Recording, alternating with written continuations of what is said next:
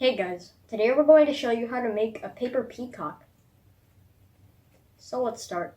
Materials are colored papers, a lid, chopsticks, paintbrush, pencil, a marker, scissors, normal glue, paint, and a glue gun.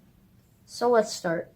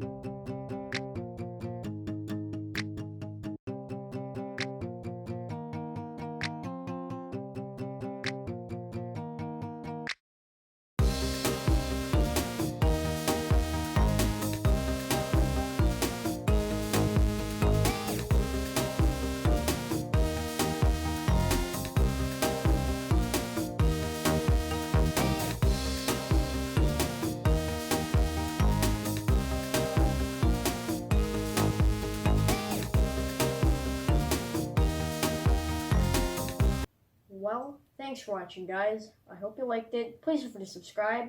Bye!